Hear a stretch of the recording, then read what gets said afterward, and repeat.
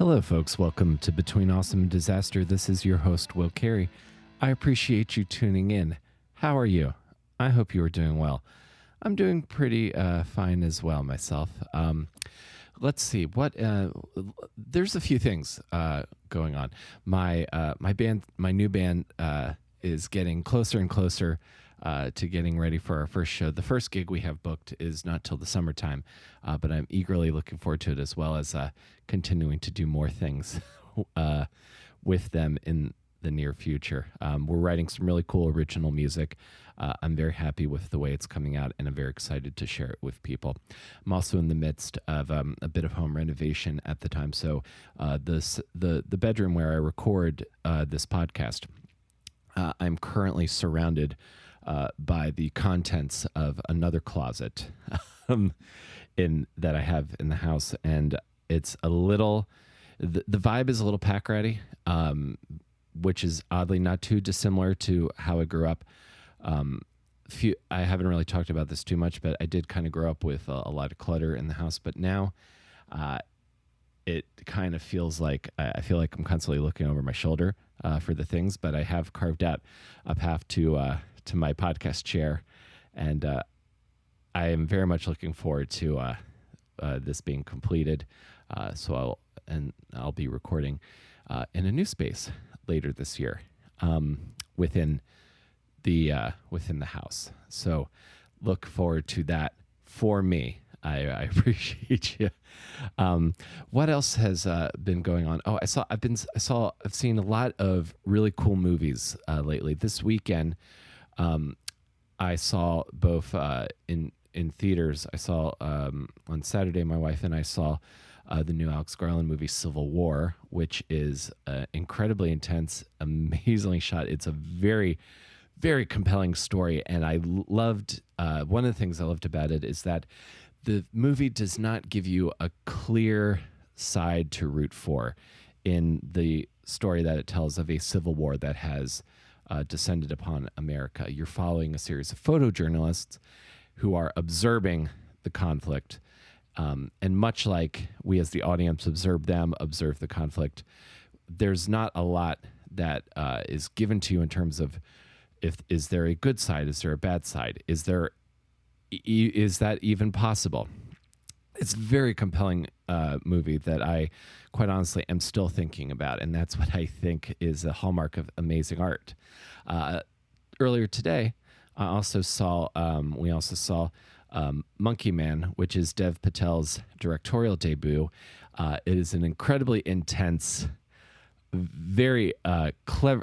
It's a very intense, ultra-violent John Wick style action movie set in India, but also is very much deals with a lot of the social inequalities and caste systems of the country that I had to do some reading afterwards to learn a little bit more about it. But between the unique story and the insane action sequence, if you can see it, definitely check it out because it is incredible. Very intense weekend of movies. Very much hoping for some more for some lighthearted fare in the near future, which is helpful that I host a comedy podcast, and I have that just for you folks today.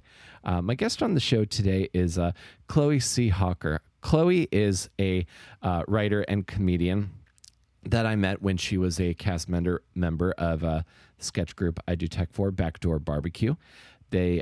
She was a delight in that cast, and I was able to get her to come sit down and do the podcast. And like what happens on this show a lot, when I talk to people for longer than I have when we're working or we are in passing, there is a lot more to their story and to their lives than I might have originally known. There is a lot of talk of musical theater in this podcast, and there's just seemingly thing after thing that I couldn't have planned for in doing this interview, which I think made it really a a fun conversation to have. So if you enjoyed this, definitely consider Chloe for your sketches, for your shows, folks at the Pit.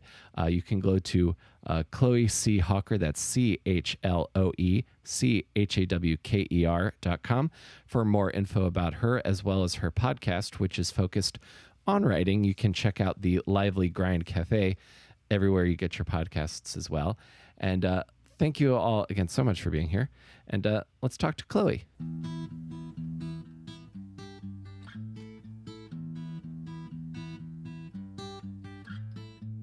During the spring until like the end of May? No, certainly not. I feel like this spring in particular has been particularly like manic.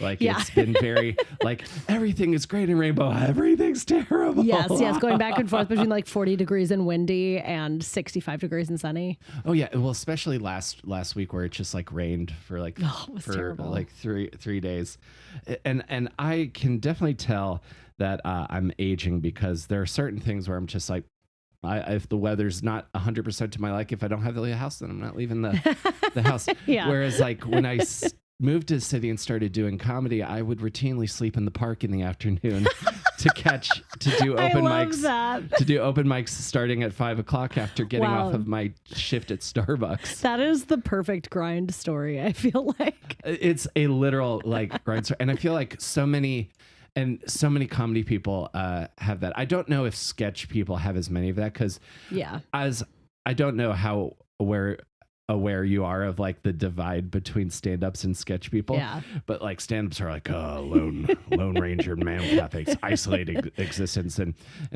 every sketch and improv person I met is like, let's work together. Collaboration makes the dream work. Let's support each other. Let's lift each other up. All of these like positive like almost like seminary kind of that's why people like Chris Griggs totally baffle me. Yes. I love Chris. I met him when I was a doorman at a club. Oh, really? Yeah. Oh my gosh, that's awesome. way back in the day. Yeah. He's a character. Yeah. I also teched his, I don't know if you've ever done his kind of like Dreamscape show. I teched it once. That's fun. It was pretty fun. Nice. Yeah. So I'm trying to remember when we first met Chloe, because I feel like I knew you before you were in the most recent Backdoor Barbecue. I do feel like it was something you teched though.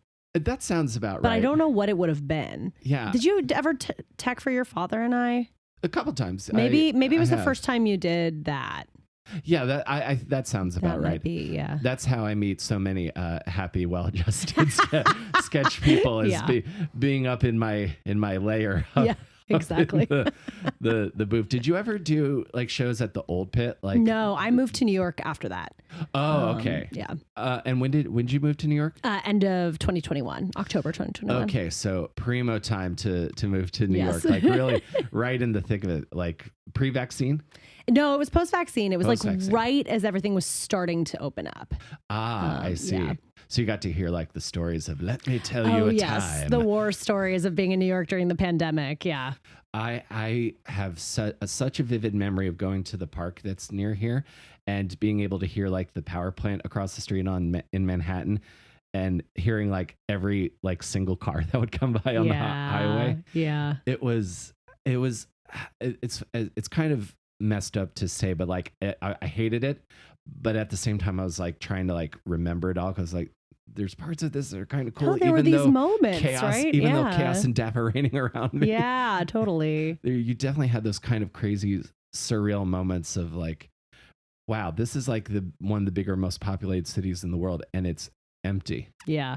Yeah. No, even being in the suburbs, there were crazy moments like that. So I can't even imagine being here. Mm-hmm. Like, yeah, like I always felt that I was pretty well prepared for the pandemic, because I'm from originally the middle of nowhere. So I'm used to just kind of sitting in a room with my thoughts. Yeah. So that doesn't frighten me like it would some. So you would have survived longer than most New Yorkers would have. I think I could have. Like, I generally feel like if I ever got house arrest for righteous reasons, of course, Obviously. I always feel like I could navigate that pretty well. Like Yeah, the court yeah. would have to like shut my PlayStation off or take my guitars. Then it would be punishment. Yeah. So, where did you grow up originally? Are you from like New York State or are you from somewhere else? I'm from Littleton, Colorado, which is a suburb of Denver. Colorado. I don't know if Yeah. I might have had someone from Colorado on the podcast. I don't know if I have. Happy to drop a pin for you if not. Amazing. So outside of Denver, Yep. so were you at altitude? Oh yeah. So we were actually a little higher than Denver. So Denver is the Mile High City, right? It's at 5,280. We were at about 5,500, I think, where I lived, because we were closer to the foothills. We were southwest of Denver. Oh, okay. Yeah.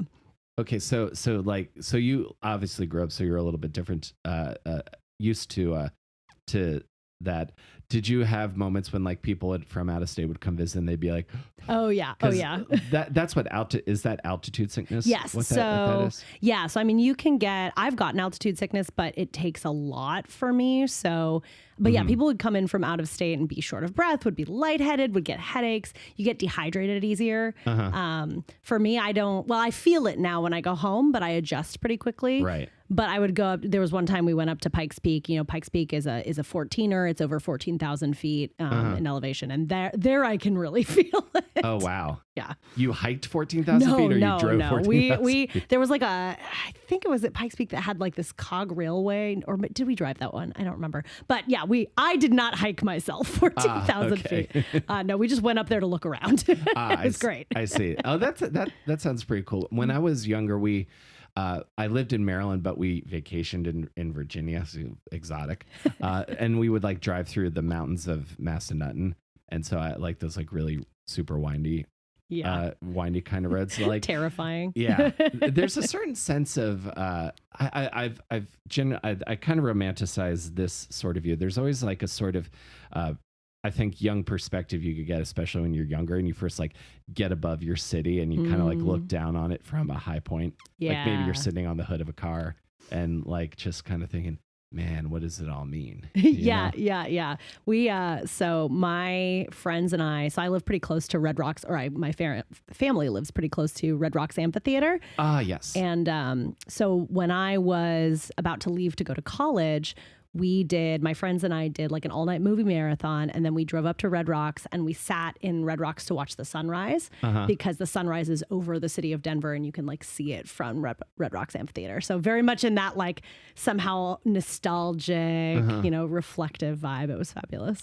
Oh yeah. Especially like around that area, like Red Rocks is such like a beautiful venue. Yeah. Like I really want to see a show there. Highly someday. recommend. It looks like the best experience possible, like just a natural amphitheater built into the earth. Sounds amazing. It's very cool. I've only been to see a couple of concerts there, but yeah, highly recommend it. Really awesome. Who did you see? So these were all kind of recent, actually. So I saw 303. Okay. Which they're a local Colorado band. So 303 is my area code. That's why they're called 303. And then I went to see Nathaniel Rateliff and the Night Sweats, which was super fun. Nice. I've heard of 303, the like emo MySpace dance pop kind of band. Yeah. Their song they're known for is "Don't Trust Me." Yes. Which we all bopped out to. And Yeah, I remember that one vividly. Was the only one at the concert that I knew, and they played it as an encore because and of course everybody at the other concert's like, okay, well they have to come back on because they haven't played the one song everyone knows. Yeah, for sure. It was really fun though. Oh, that's awesome. Were you into music like growing up? Were you like a creative kid when you were younger? I was a creative kid for sure. I did music some, but I mostly did music because I was a theater kid. So I like started doing choir and taking voice lessons and stuff because I wanted to do musical theater. So I grew up acting and I grew up writing, and pretty much both from like about as young as I can remember. So it was like early on. Yeah. That was the path. The path was being set that early. Yeah. I was a theater kid too, so I similarly relate. I came to all of it like in high school, but I I imagine like maybe it felt like more of a natural progression by the time you started doing it in school, which I imagine you did. Yeah. Whereas like I had that like Island of Misfit Toys moment where it's like, oh, my people. Oh yeah. But I mean, I had that sort of same experience in middle school because when I was in elementary school, I felt like a very awkward, weird kid. You know, I was always the kid who was too loud and being told to like be quieter.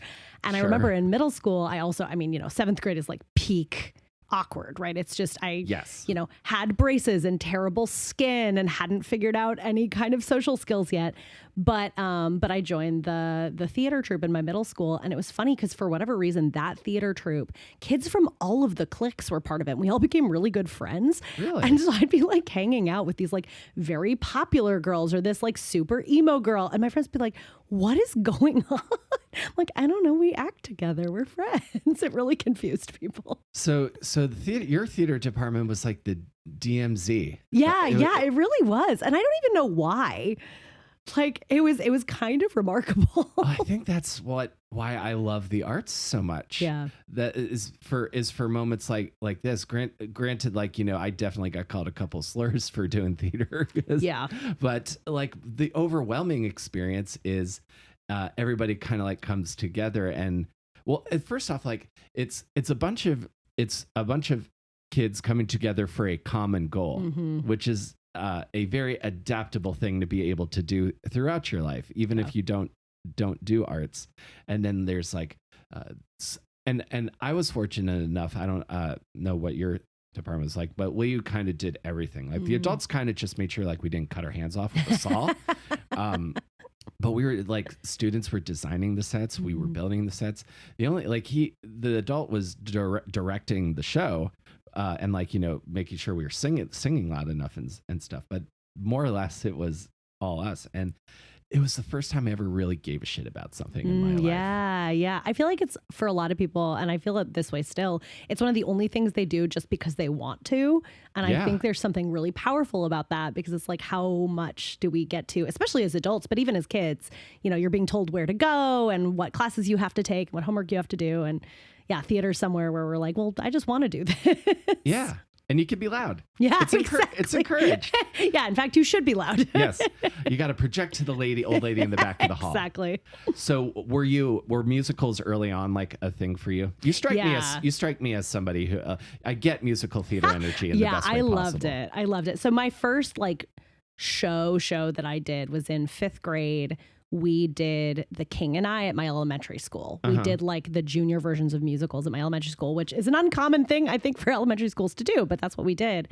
And I got cast as Mrs. Anna. So I was the lead in this musical, and it was just the most fun I like had ever had. I was obsessed with the show. I had a huge crush on the guy who played the king. It was just a very formative experience for me in a lot of different ways. So I loved musical theater. I loved, you know, I was one of those kids who at like 13 watched the Rent movie and just was immediately obsessed. It's like the deepest thing that I'd ever experienced. Oh, you're speaking my language, because Rent is my favorite musical of all time. I love it so much. It's I saw it in Korean. Oh, wow. That's so awesome. Relatively recently. My wife and I just were on our honeymoon in January, and we were in Seoul on New Year's Eve, and we were in the subway, and I saw a poster for it, and I just turned to her, and she was already like trying to Google it. Yes. And it was one of the like, because obviously it's all in Korean. I know 2 words in Korean, but I just know it so well. It's like in my DNA, because I feel like nobody just like, if you enjoy Rent, you haven't seen it like once or twice. No. You kind of know, you've kind of seen it a lot. Yeah. So I was just sitting there mouthing the words along in English while they did it. And it was an incredible cast. Like the guy who played Angel is from the K-pop group 2AM. Oh, wow. So that was pretty cool. The woman who played Mimi is clearly going to be a star if she's not already.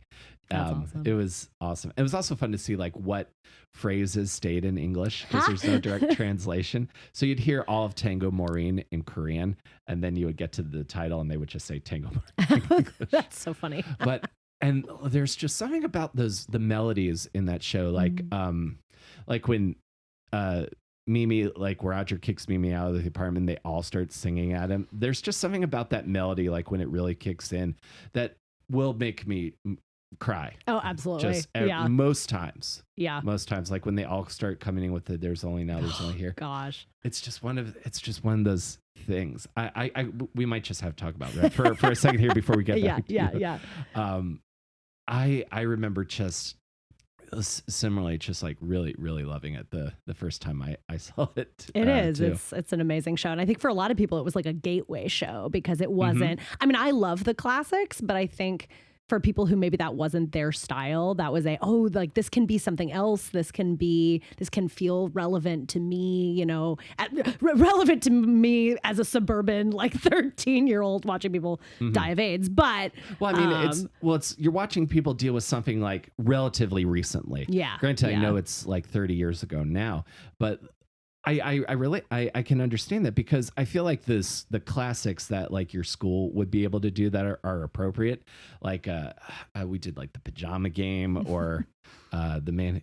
No, that's Singing in the Rain. Yeah, like those are all great shows, but it's the fifth. They're all set in the 50s. Yeah, we did Annie. We did right. And like the 50s is such like. Even back then was like so long ago. There was like nothing, nothing in your life you could relate to what it was like living in the 50s. Like 7.5 cent raise, that's not going to do anything. Right.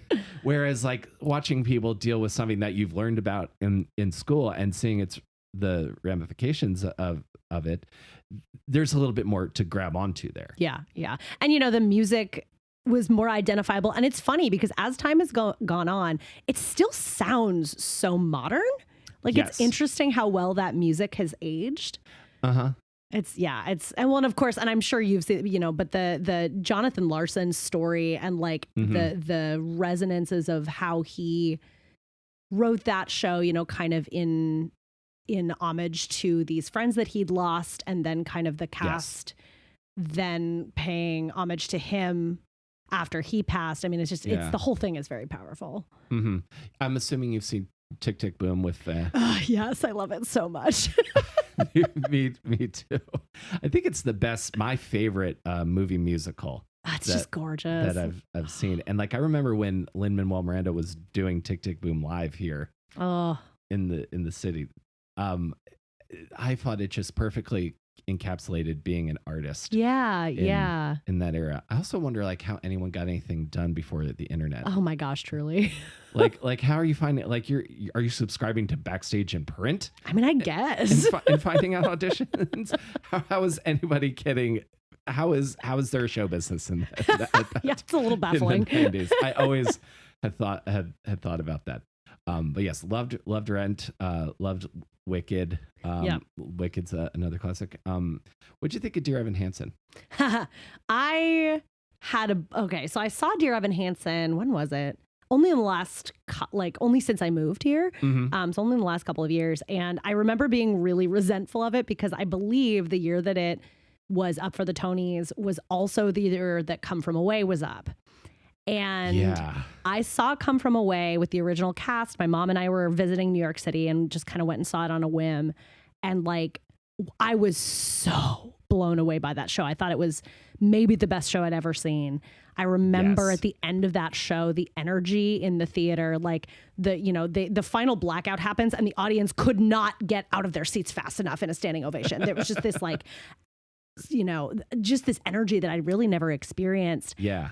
And so I remember then when the Tonys happened, and I wasn't necessarily, I've always been into musical theater, but I grew up in Colorado. I wasn't going to a lot of like Broadway shows. So I wasn't necessarily super keyed into the Tonys, but I do remember Dear Evan Hansen swept everything. And I was like, how dare you?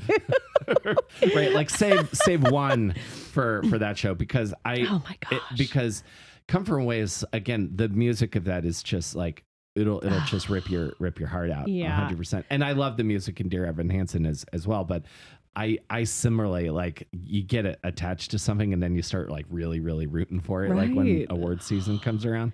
But I'll say when I did finally see Dear Evan Hansen after having like resented it since it came out, I think it's not one of my favorite shows, but what I do think it did so well is I think it captured like a very specific life experience and made it visible, made it accessible. You know, it made me think about, and not just the experience of, you know, teenage mental illness, but the experience of being next to teenage mental illness and trying to conceptualize that as a teenager. And so when I was in high school, there was, and I know a lot of people have had this experience. There was a guy at my high school who committed suicide, and I didn't know him. I knew, I'd seen him around, but I remember, you know, for a lot of teenagers who experience something like that, that is one of their first brushes with mortality. Like, it really is a very affecting experience. And I thought that show did a really lovely job of, like, sure, teenagers make everything about themselves, but there's something deeper going on there. It's not just that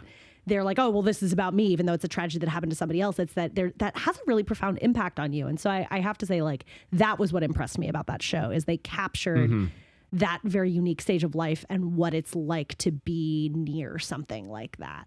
So I will give them that much credit. Yeah. And how it, like, reverberates throughout the community of a school.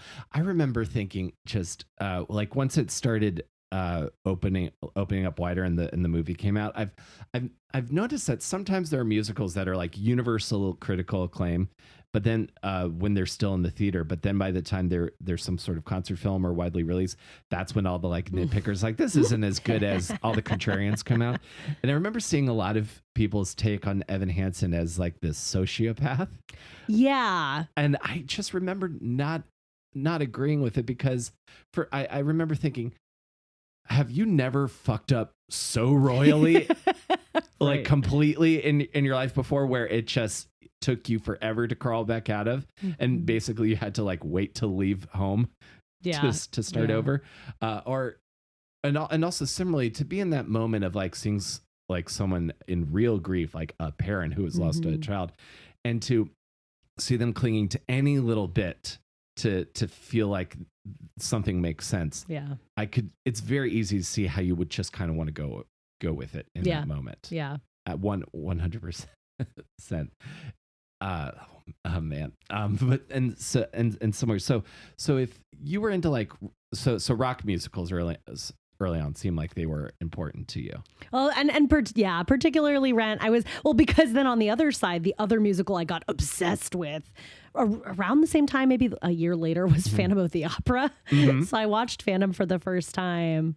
I want to say, like, at a friend's house, I was like 14. And I was like, okay, well, this is everything now. Like, my sophomore year of high school. So at the end of formation of an artist, right? At the end of my high school, at the end of my freshman year of high school, I had my first breakup, you know, and I had my first breakup. My sophomore year of high school, I listened to, like, nothing besides basically Phantom of the Opera, Evanescence, and my high school was doing Jekyll and Hyde, and I got obsessed with that too.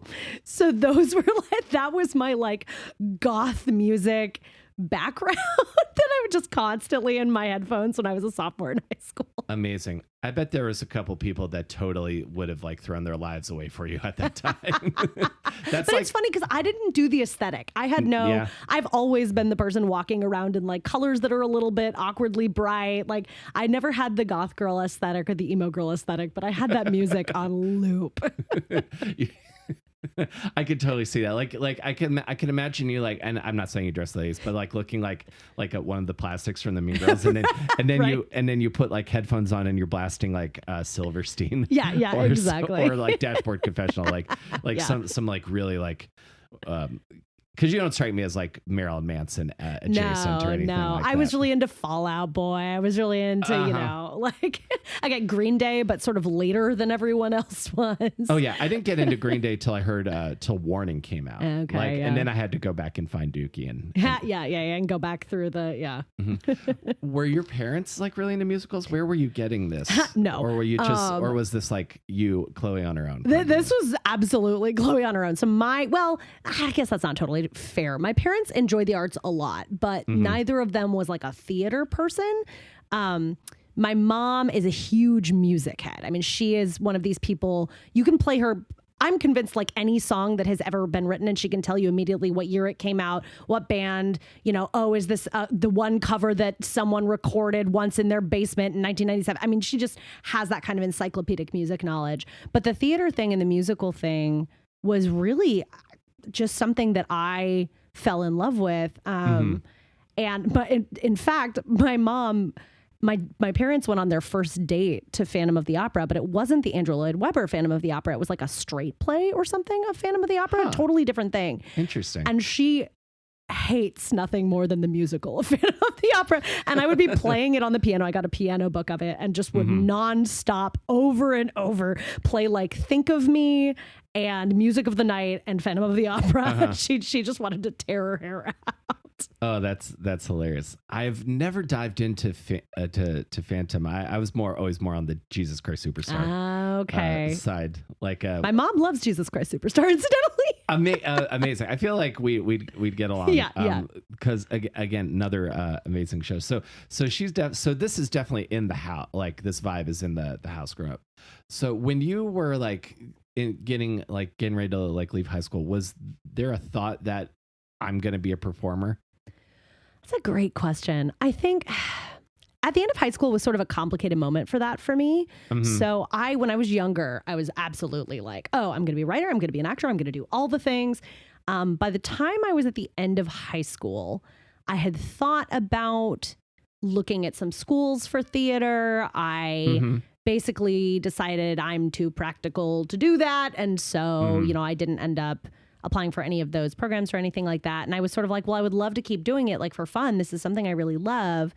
But we'll see. Right. Right. Like the practical, like I got to make sure that I can like feed and clothe myself. Mine. You're probably a lot smarter than I was around this time. Cause I was all in. I remember even being when I was studying theater, just being like, oh, I can't wait to get out of here and really start doing it.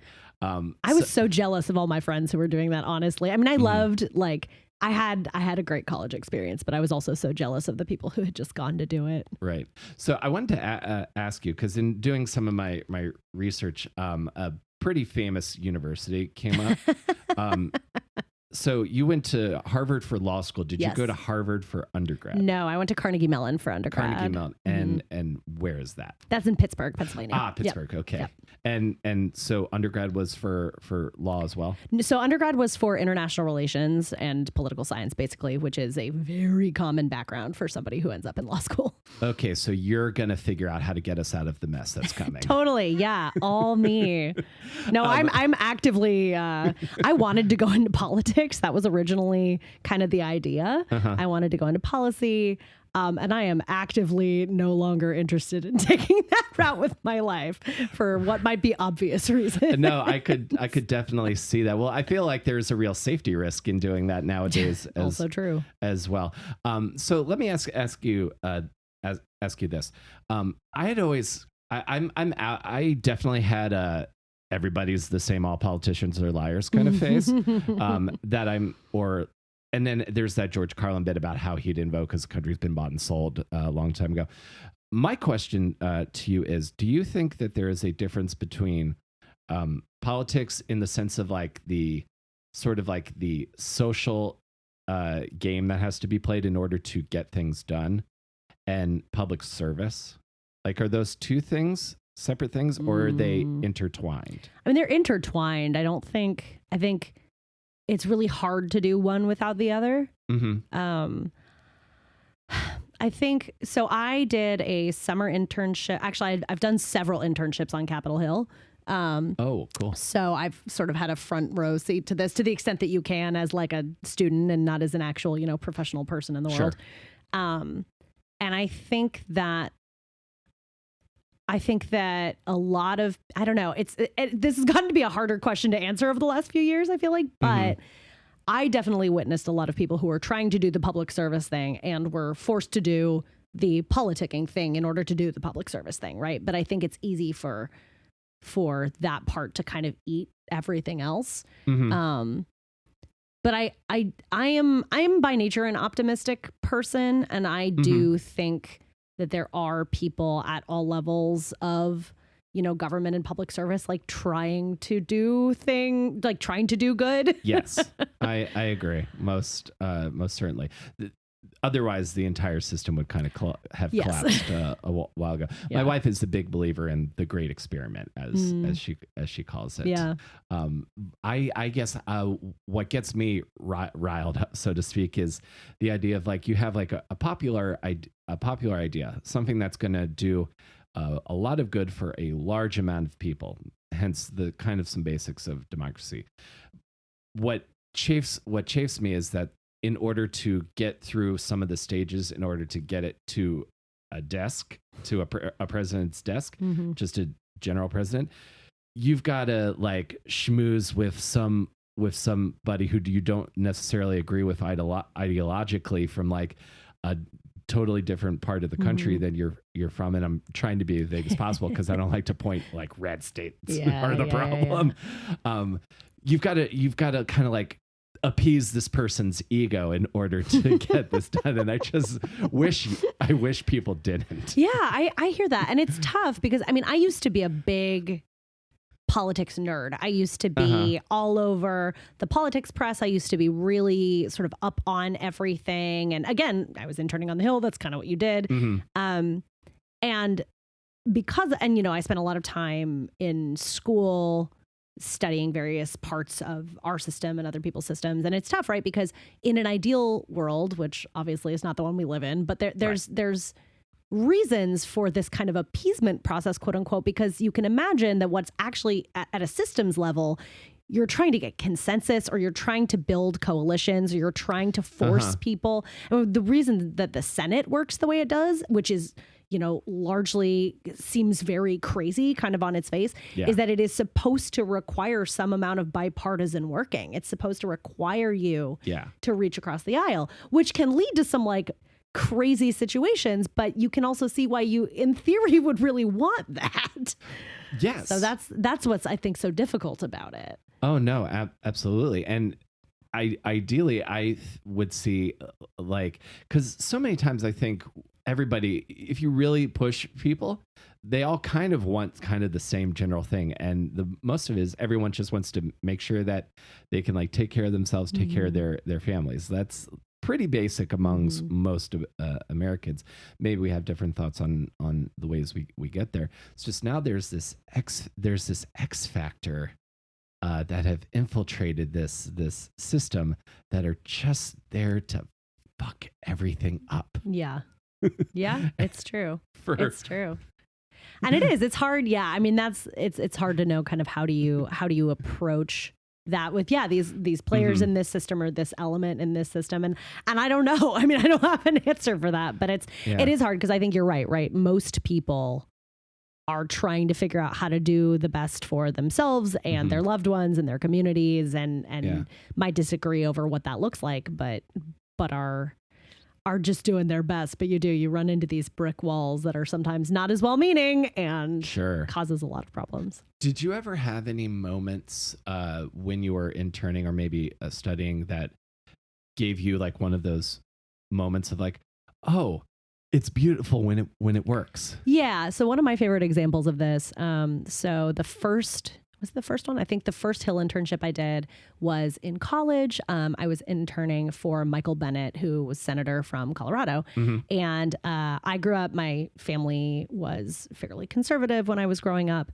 Michael Bennett's a Democrat. And just as a quick sidebar here, when I was interviewing for Hill internships, most Hill, like especially as a college student, they're not asking you political questions, right? They're asking you questions about your work experience. They're asking you questions, general interview type questions. There was one person who I will not name and was not Michael Bennet. This was from another office who did not hire me, who asked me a bunch of really specific, hard-hitting political questions about all of my opinions on all these different things. Where was I most liberal and where was I most conservative? And who did I think a certain party should nominate for the presidency? And I was like, oh my gosh, I did not get that internship.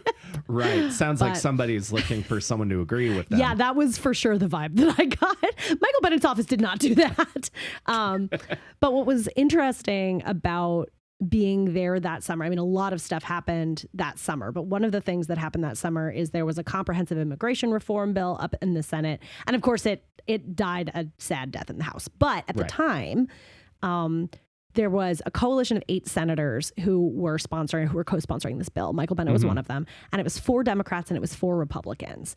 And they were big names on both sides. And they had really come together to try to be like, how can we come up with something that will work for both of our camps, because we all know a lot of work needs to be done here. And surely there's some common ground. Yeah. And a lot of that was actually based on work that Michael Bennet had done in Colorado before, where he had done this big listening tour around the state on immigration issues and talking to voters kind of all different backgrounds about what they wanted, about what they were concerned about. And so I forget what the name of the document was, but he wrote up something from that that then served as at least one of the starting points for this bill that went on in the Senate. And so I remember just being like, oh, because even then, I mean, this was, pre-Trump and all of that, but it still was a moment that felt very polarized. And that was a very cool experience. We all the interns got to sit in the gallery and watch the Senate vote on this bill and watch it pass. And getting to be like, there are these, pretty powerful, pretty recognizable senators on both sides of the aisle who have attached their names to this, who were willing to sort of stand up and say, yeah, let's all do this together. And that's sort of become rarer and rarer. And so that for me, even though we all kind of knew that the bill was likely to die in the House, it still felt like a significant thing to watch these people do that. No, absolutely. To like actually see like a real bipartisan moment that you are absolutely right doesn't exist anymore. Like really shows like, again, a differences aside, like let's get something positive done for people. Yeah, exactly. The one of the dreams of the big American dream thing. So wow, that sounds fascinating. So you go from this for undergrad, and one other question I'd love to ask you is in terms of the more international relations side. Did you ever have any experiences or study anything in terms of like how do you navigate like again kind of complex relationships with probably countries with like very differing cultures, and I'm specifically thinking about like countries that have very different views on like women's rights or like or American values. There are obviously a lot of different views on this, but something that I always think of is when I was a freshman in college. So one of the things you had to do, so at Carnegie Mellon, I was in the College of Humanities and Social Sciences. And one of the things they required was you had to take a freshman seminar. And this was for varying reasons. It was like, here's your first, like research essay and stuff like that. And they were of varying intensity levels. Right. And the one that I took was a human rights seminar by this professor named Sylvia Borzutsky, and she's from Chile, and she does a bunch of very cool human rights work. But I remember the first day of that class, she went around the room and she asked everybody, are human rights relative or are they universal? And went around the room, and it was probably 15 of us or something. And I would say probably between 10 and 12 people in that 15-person class said relative. I think I said universal. And we got to the end of that, and she like looked around the room and she was like, I can't teach a class on human rights unless you believe human rights are universal. Because her point was, so, somebody's got a justification for everything, right? I mean, one of the reasons these things happen is because people convince themselves that they're right about them. Yes. And obviously, there are scales to these things. There are, but that was a really interesting moment for me to kind of be in this environment where people are like, no, everything's relative. And she was like, if everything's relative, we cannot have a conversation about this. Exactly. That's philosophy. That's too philosophical. No, absolutely. Like to have any kind of conversation, you kind of have to absolutely believe. I was thinking of that question as you were talking. I was like, I'd lean universal too, because, I have thoughts on how the world should be. Well, and it's funny, right? Because we have this Universal Declaration of Human Rights that the UN, that's part of the UN. And so there is some amount where we at least on paper agree about a lot of these things, not all of them. Yes. But it is, obviously it's very difficult, right? Like it's very difficult to deal with how to think about interacting with different cultures and being respectful of that while also acknowledging there are some things that I think you shouldn't be able to do just because you're from a different culture.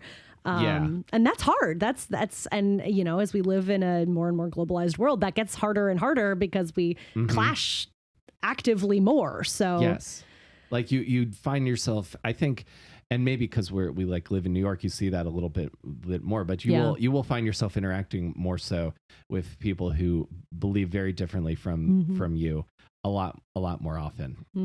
Yeah. Most sure. And then there's choice of like, well, how do you navigate that? Yeah. Obviously, I'm not going to waltz into Singapore with my beliefs of what I have rights, because then you get the cane. Yeah. Don't do that. Wow, that what an ever evolving complex puzzle to try to figure Yeah. out. So now my question leads into, so while you're studying this very weighty, like intricate intellectual work, what's the release valve? Because it has to come back around to like, wait a second, I like musicals and writing. It's got to come back around to that at some point. I mean, so I did a lot of auditioning for things at Carnegie Mellon while I was there. I did not get any of them. I never got cast in a single thing at Carnegie Mellon, so I didn't do any theater there. What I was doing, because no one could stop me from doing this, is I was writing. Not consistently all the way through, because who's ever consistent all the way through, but there was a novel that I wrote when I was in college. So I wrote my first novel at, I guess, 14. So I had been kind of writing, first drafts of novels sort of periodically since then, but wrote a novel in college that I really loved, that I still want to, pull out of the drawer at some point where it lives. So that was something that I was doing that I loved. I started doing, I had all sorts of different, I was swing dancing, somewhat regularly. I was still doing a lot of poetry writing. I wrote a lot of poetry in high school and college. So yeah, it was in college. It was a lot of like whatever was not being gate kept, for lack of a better word. Makes sense to me. Any way that you can do it. Absolutely. Yeah. Swing dancing. Yeah, Nice. That's cool. I took a swing dancing class once. Oh, it's so fun. It's very fun. A lot of spinning and twirling and yes. kicking. It also reminds me a lot of like ska, like skanking. Oh yeah. Like very similar the kind of moves. kicking and the yeah. And I think I might have only ever seen this in a Gap commercial, but there's this, I definitely feel like I've seen like guy and a girl, and then like the guy like grabs the girl by her hands and like lifts her up and like throws her through his legs. Oh yeah. I've never done any of that. I want to take an aerials class so badly. I did have a friend whose husband was into like aerials and swing dancing. So at one point she just had him show me some moves, by which I mean he just kind of threw me around and I tried not to like kick him in the head or fall on my face. But yeah, it's so impressive. I mean, people who are really good at it can do some amazing stuff. Yeah, like Fuerza La Bruta kind of stuff. Like, do you remember that show? Mm-mm. Oh, it was this crazy aerialist kind of show that was in, I think it's the same theater where Titanic is now. Yeah. But it ran for a really long time, and it had like crazy physically intense movement work.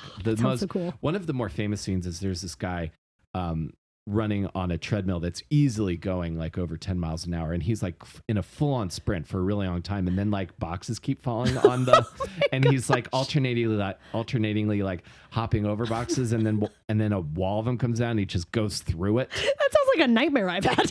It's very nightmare-esque, and you're not, and the audience isn't in seats, you're just kind of standing in the space.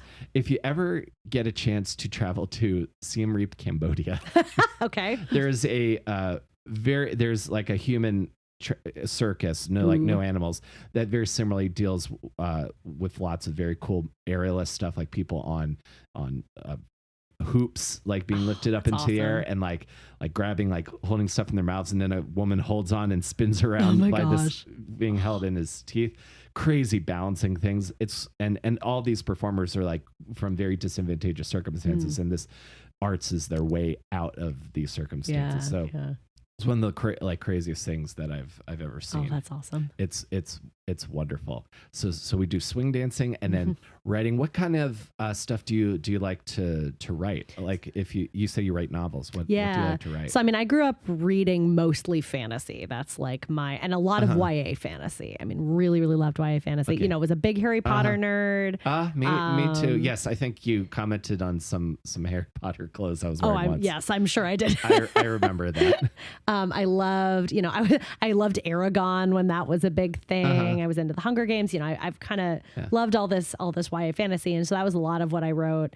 And still write, although I've kind of transitioned more into like adult fantasy, not as much YA now. But yeah, that's kind of always been my happy place. I love, and I mean, even just the Chronicles of Narnia, and I loved, I don't know if you ever read any of Tamora Pierce's books, but no, what did she so write? she wrote like young YA, older middle grade fantasy. She wrote tons of series. I think she's actually still writing.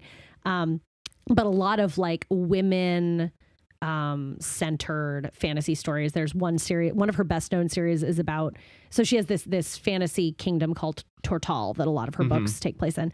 And one of her most well-known series is Song of the Lioness, which is about their first female knight and like her story of becoming a knight. She has all of these, people say it's, some of the kind of earlier feminist fantasy stuff of like the modern era. So a lot of stuff like that was the stuff that I really loved. And so the stuff that I would write tended to be, I mean, the earliest stuff that I was writing when I was like, before I even wrote my first novel, when I was writing like goofy short stories as an elementary schooler, I was obsessed with fairies. That was like I read every book in my library about fairies. I read the book saw the movie A Fairy Tale over and over and over and over. And so I was writing bunches of short stories, usually about, a girl who was shockingly like me, discovering that, fairies were real and magic was real and getting involved with all of that. And so the one that I wrote in college, I was starting to get very into like, so I've never been, I didn't study science in college, but I've always kind of been an armchair science person. I took an astronomy class that I loved. I just have always kind of loved that stuff. And so I started kind of wanting to pull in those kinds of things into what I was doing. And so I was writing a fantasy that was about sort of kind of a spy agency that was learning how to see and interact with like higher dimensional intelligence. Which was super fun. And just stuff like, I was at that time learning a lot about how much our consciousness, changes based on our own ways of thinking, how much our brain filters out of our environment. And so I was thinking a lot about, how we're probably missing a lot just as we go about our day to day. And maybe some of those things are, demons and angels and aliens and whatever other kind of creatures maybe that we've interpreted as, in whatever framework, but kind of there's this book that's one of my favorite books. This is deeply nerdy. It's called Flatland. Okay. The name of the author is I think it's Edwin Abbott, maybe. It's from the 1800s. And he was a theologian and a mathematician. And the book, it's very short, is the main character is a triangle and he lives in a two-dimensional world, and a sphere comes into his two-dimensional world and pulls him out of it into the third dimension and basically shows him the third dimension, shows him the second dimension, shows him the first dimension, shows him the zero dimension. And at the end, he asks the sphere, is there a fourth dimension? And the sphere is like, that's heresy. And it's this very ahead of its time, thought. Right. Lots of people have probably read that because I'm thinking connecting so many dots to pop culture stuff. Yeah. I think it was very influential. It's really awesome. I mean, so that's kind of the stuff that I was thinking about was this, all this fun, we're three-dimensional, but what would it be like if we were fourth dimensional? What would it be like if there were things out there with more dimensions than us, but they intersected into our dimension? How would we interact with them? And right. So yeah, that was a lot of fun to write. That sounds really cool. I'm just picturing I have very 70s sci-fi. I'm just picturing the shapes right, kind of talking to each other. Exactly. That's awesome. But I feel like this is publishable. It's on I have a project I'm working on now, but once I'm done with it, I think that might be the next thing that I go to is yank out that really old dusty draft and see what we can do with it, in 2024, Chloe's brain. Amazing. In addition to novels, and I know you do sketch, obviously, now, and other acting. Have you ever considered writing scripts or anything like that? So I wrote a one act, a really short one act play. That was one of these, I had a dream and the dream was crazy and I had to write about it kind of situations. That was probably a year or two ago. But I had never written anything script wise until I went to law school. That was when I started writing for the stage. Everything I had done before that was very much just like poetry and fiction. And so when I went to law school, again, you know, you were talking about what were the pressure releases, right? What were the like creative outlets? In law school, there's a whole lot of gatekeeping as far as getting to law school and as far as certain things in law school. But once you're in law school, I feel like the arts are a little bit like, everybody who wants to do this, let's go do this together. Right. And I was still somebody who loved theater. I was still somebody who wanted to do that, and hadn't gotten to really hardly at all in college. Yeah. And when I got to law school, I found out they had this thing called the parody, which was this basically, so a lot of law schools have a version of this, but most law schools do like a musical review, or they do like a variety show where you'll write little comedic pieces about law school. But what Harvard does that's unique, or at least unique as far as I know, is it's like a 2-hour show that there are songs in it. The songs are not related to the plot of the play, but it's basically like a comedic play, and there are also like parody songs. And so I like acted in that in my first year and just met some amazing friends, had so much fun. It was like the only thing in law school I was doing just for fun. And so my second year, I was like, I mean, I've never written a script for anything. I've never tried to write anything comedy related, but I like parody. I'm not doing like, why not? And so I wrote, I forget what exactly they had us do. They had us like, I think they had us pitch. So the way they do it every year is there's like a theme. So my first year it was Harry Potter. My second year was Lord of the Rings. My third year was Avengers. And so, for example, my second year, we got a new dean of students, and, or I guess he wasn't dean of students, just dean of the law school. And so that was Lord of the Deans, and, you know, things like that. Sure. And so they had us pitch like 3 possible themes, and they had us write a scene from one of the themes that we pitched.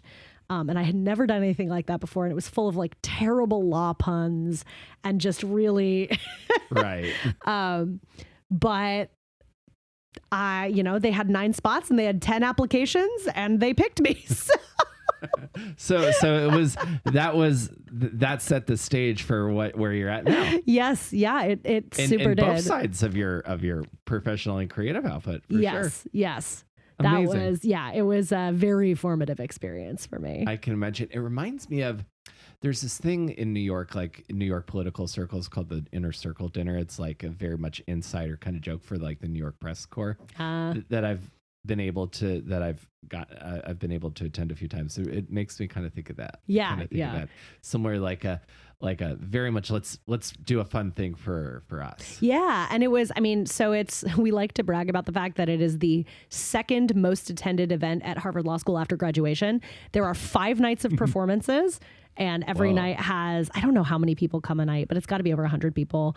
So it's actually, and there are upwards of 100 people involved in the production. And so it's this huge thing.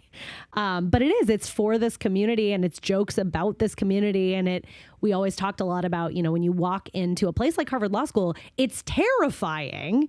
A lot of people there feel like they shouldn't be there, like there was a mistake. And it's hard. And there are lots of problems in a place like that. Sure. And going to a show where you see people making fun of all of these things that you didn't know that anyone else had noticed is just a really awesome thing. And I think, for me, that was, there were a whole bunch of reasons it was really important for me. But one of the things was like this ability of comedy to both, commentate, but also to create this sense of connection and to make people feel like they aren't alone, to make people feel seen. Yes. That's one of my favorite reactions I get from comedy. Yeah. Like 100%. That's what really like bonds you with like a performer, I think, for sure, is that, oh, I'm not the only one. Yeah. Cause it's something like discovery. Am I right?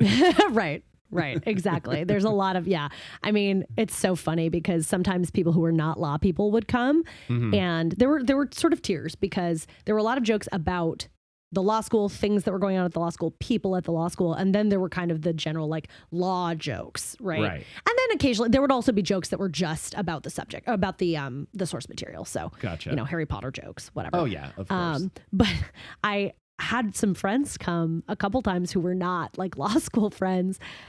And they were very sweet and very supportive. And they, they had fun, but they did not know what was going on in this show. Very inside baseball. Sure. But that was so fun to write. I mean, it was so fun to get to make such specific references and know that, the audience was going to get it, or at least somebody in the audience was going to get it. They were going to be so excited. Oh yeah. Like those jokes, even if they don't hit for like the whole room, like for the couple people that they do hit for, those are like, they'll really hit. Yeah. That's the favorite for them of that night. 100%. That sounds like such fun. Yeah. And what kind of law did you study to practice? Well, so law school is weird because, and this changes somewhat via like depending on where you are, but there's like Harvard doesn't have any tracks. Like you get a law degree, you take what you want to take. Certain people are very strategic about what they take in terms of what they want to do. I was not. Right. I took things that I thought were interesting. A couple of things were, again, I thought I was going to go into politics. So I took election law. So there were certain things. But I took a class that was called Law in Ancient Judaism. And it was one of the coolest classes I've ever taken. There were like 5 of us. We had a visiting professor from Jerusalem, and we read the Mishnah and the Talmud, and she took us over to her house for Shabbat dinner, and it was fabulous. Oh, that sounds nice. Yeah. So I didn't really... I had certain things that I found interesting. I took a lot of constitutional law. I took several copyright classes, but I really didn't like perfectly set myself up for anything. But that's partially, to be really honest, right? That's partially, as a Harvard student, you can get away with that because being a Harvard law graduate opens doors that, aren't open to everybody. And so I could kind of get away with just saying, well, I'm going to take what I want to take. I'm going to do the best that I can. And probably I will be able to make it work. Oh, totally. So, well, copyright law, especially, is never not going to be relevant. Right. Well, and as an artist, right, I was like, I just want to know this. Yeah. No, totally. I took so many classes that are like, I want to know that, like jazz history. I don't apply jazz history a lot in my day to day, but I was like, this is stuff I would really like to know. Yeah. So it was, and I learned a lot. Yeah. So I like that their lawyers do that too. It's not just all like hooker in the trunk and like how to and like murderers for them, or if you have to be against them, or when you have to be for them. Like, right. Those are my ideas. Yeah, some people just right on, spot on. There were a lot of people who were a lot more strategic than I was, but yeah, I was more interested in enjoying myself because I'm one of those people. I love reading and learning, and I still take lots of classes, and I'm one of those people that if I wasn't as much in debt as I am, would love to be in school forever. So. Yes. No, I totally understand that. Made me feel a little nostalgic because I watched Gilmore Girls recently and all the Yale episodes. Oh, yeah. I was like, and then I saw the holdovers like, oh, Paul Giamatti went to Yale. Yes. There's a certain feeling for that sort of like, and my college experience was not that because I went to a big party school and I was not a partier by any stretch. Where did you go? Towson University. Okay. In Baltimore County. Okay. So amazing theater department, crazy theater parties. Actually got in a little bit of legal hot water for their production of Rent a few years after I left. Okay, so what happened? Did they not get it licensed or did they mess with it? They messed with it. Okay. Teacher who directed me in a few things and who had kind of an eccentric lady, but very, very smart. Like the kind of person when I was in her production of The Atom Machine, part of our exercises were to like, she would hit a kendo stick on the ground and we would have to move to like different yoga poses and then sing My Country 'Tis of Thee. How that helped, I don't know.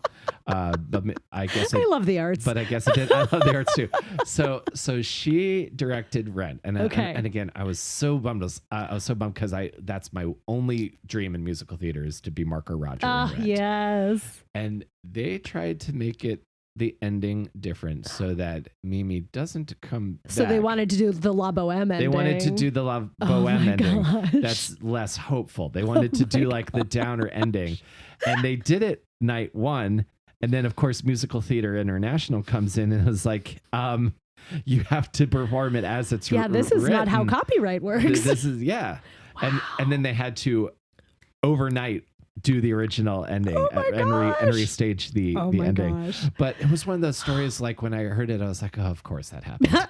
Well, so the best version of this that I've heard, and by best I mean cringiest version of this that I heard, is somebody talked about, I don't know if it was their high school or a high school they knew about doing a version of Hairspray. But as you know, race is important in Hairspray. Yes, very important. Very important. It's kind of a chunk of the plot. Yes. And apparently this was a very white school. And so they changed it so that instead of the, black people like that being what it was about, it was that they were beatniks. Beatniks. And that's what they were being repressed for. For being Jack Kerouac fans. Which I still think is the weirdest thing I've ever heard. That's almost as bad as the all white In the Heights high school production. Exactly. I feel like it's in that same bucket. Well, because they're clearly saying what they can replace black people with. Beatniks. Like somebody must have had a poet boyfriend. Somebody's daughter must have had a poet boyfriend they didn't approve of. So bad. But yeah, this is one of these, when it's a little high school, nobody knew about it, so they didn't get in any trouble. Of course. And then you got to, and so what year was this that you get out of law school and then get to? So I graduated in 2019. So I had a lovely 6 months before the pandemic happened. So I was living in Washington, D.C., which was always the plan. I mean, I thought I was going to be in D.C. forever. So I moved to DC fall of 2019, got this fabulous apartment overlooking the park. I had a gas fireplace. It was amazing. Spend 6 months going to my office in my DC law firm, and then the shutdown Olivia happened. Pope style. Yeah, it was amazing. And then the shutdown happened. And I was like, well, I have been in this city for 6 months, and I did what a lot of people did. And I was like, I'm going to go live with my parents. Yep. And so I did that, and I went back and forth basically between there, and I stayed with some college friends who were living in Philadelphia at the time. So I did a chunk of time with my family, did a chunk of time with them. And yeah, so I moved in late 2021, kind of right as everything was opening back up again. I got to New York sort of right as that was happening. Mm-hmm. And did you move here for a job or for? No. So I'm actually still working for my DC law firm. I just work remotely. Oh, nice. And no, I was doing the self-reflection thing that a lot of us did during COVID. Of course. And, I mentioned parody in law school being really formative for me. And one of the reasons that was so formative for me is just like a brief aside about how this process worked. We would write once a week for the fall semester. We had one show a year, once a week in the fall semester. And then we had a January term. And it was like 3 weeks long. You could take kind of a weird class during that was just like a 3 week. People would get funding to go travel and quote unquote write a paper while they were traveling. Sure. But what we did as parody writers while we were, taking whatever class is we were on campus writing basically every day for 3 weeks. And I've heard it's gotten better, but when I was there, our schedule was weekdays. We started writing at 5 p.m. and we stopped writing at 2 a.m. And on weekends, we started writing at noon and we stopped writing at 2 a.m. And so I was writing I haven't done the math recently. I don't know, 50-hour or 60-hour week. That's like late night talk show writer hours. Yeah. And what I discovered was I was exhausted and we were all at each other's throats. And I was also having the time of my life. I was thriving. And that kind of got me to thinking, I was after during COVID and everything, when we were all sort of going, what am I doing with my life? I was like, okay, the hardest I've ever worked and also the most excited I've ever been were those horrible 2 a.m. nights and fluorescent lit cheese popcorn smelling classrooms, writing comedy with 8 other people, sitting there and really hashing out something that we thought was funny and, heartfelt and with a narrative that we loved. And so I was kind of like, I want to do that. That's what I want to do. Did I know how one did that? No, I did not. Do I know now how one does that? Not really, but maybe a little bit better. Definitely a little bit better than when I was thinking about all of this in 2021. But that was when I was like, well, if I want to do this, I'm going to go to New York or I'm going to go to LA. And that's where these things are. And that's how I'm going to figure this out. And through a series of events that involved not wanting to buy a car and having friends who lived in New York, I decided I was going to move to New York. Makes perfect sense. And then when did you find the pit? Before I got there. Before you got there. Yeah, I am, this may not shock you as given the fact that I'm a lawyer, I am a super researcher and I am a spreadsheet maker and I am like super type A. Oh yeah. I was at least about things I really care about. Sure. So I was like researching comedy theaters. I was putting together lists of classes I wanted to take. I took my first class at the Pit before, I don't think it was before they started doing any in-person classes, but it was before I could find an in-person sketch class. Yeah. So I was here, but I took an online Sketch 1 class because I wanted to get started. I just wanted it to happen. So yeah, I've been at the Pit from just about day one. Fantastic. Yeah. That's super, super cool. And I love that you're like our paths intersect at that space. Yeah. So often. And it's always a delight when you're in a cast in a show I'm teching. So I'm very excited to see where this goes for you next. Well, thank you. I'm excited to find out too. Very cool. And you have a podcast as well, don't you? I do. I have not. We have not put out an episode in a very long time. But if people want to go back through our archives, my mom and I have a writing podcast called The Lively Grind Cafe. You should be able to find that wherever you get your podcasts. Fantastic. And is there anything else coming up we can plug? So there is not immediately. Actually, I'm in a Characters 101 class at UCB right now. We have an online show Thursday, May 9th that you can get tickets to. And then I will be in the next, now this is getting a little bit further out, but I will be in the next college radio show, which is the first weekend of June. College Radio Dad Rock, which should be a lot of fun. Amazing. Yeah. That sounds pretty fun. Because I've watched the definition of Dad Rock shift a lot over the years. Dad Rock used to be Ted Nugent, Led Zeppelin, CCR. Mm-hmm. Now Dad Rock is Foo Fighters and Blink. Yeah, Andrea has been very open-minded about whatever we think Dad Rock is. She's like, it's a big range now, so fantastic. Be inspired. Yeah. I would also play. I teched the last Febster show, and there was this great sketch someone wrote about a karaoke bar, and this character really wanted to sing early 2000s post grunge radio rock.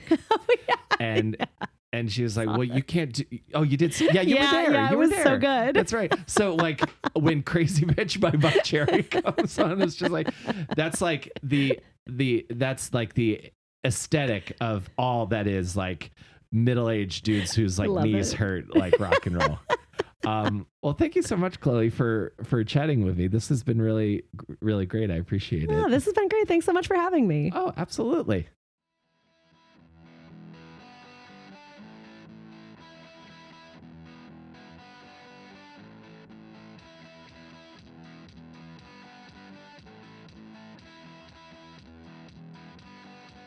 Okay, that is Chloe Hawker, everybody. Thank you so much for listening. Go to Chloe's website, link in the description if you want to find out more about her for your comedy and writing related needs. That was a true delight. The casts that Backdoor Barbecue produce, if I can talk up my friends who produce the show a bit, really do a great job. And I've gotten to meet some really cool people in the process of doing that show, and I look forward to getting it to do it again this summer. And folks, if you are in New York City this weekend, I will be teching some shows for the Pit's annual solo performance festival, SoloCom. Go to thepitnyc.com for more information. Really cool debuts of a lot of new solo performance pieces, so make sure you check it out and see some cool art, support some live comedy in New York City. If you enjoyed this podcast and think you know a friend who would be interested in listening to it as well, you can send them to awesomedisaster.com. That has links to everywhere you can get this show. We are on Apple Podcasts, Spotify, YouTube Music, every podcast app of choice, Amazon Music, Pandora. If you want to give us a rating and a follow wherever you listen, I would sincerely appreciate it. You can follow me on Instagram at WillCarey23, at Comic Will Carey on TikTok. And if you want to go a little bit further and support the show, you can check out our merch store as well as our Patreon. Links to everything related to me is at awesomedisaster.com. Reporting to you from my cluttered second bedroom, imagining what it'll look like when it is empty again. And still thinking of both the movie Civil War and Monkey Man that I saw this weekend. Looking forward, I'm trying to think of what I would want to see next. I saw a trailer for a golf movie. I think it's called The Longest Game. Looked really interesting as well. I'll keep you posted if I do check that out. So, folks, wherever you are, I hope that you're doing well and continuing to be excellent and making the best choice for you and those around you. So thank you all again so much for being here, and I will see you next time between Awesome and Disaster. Take care, everybody.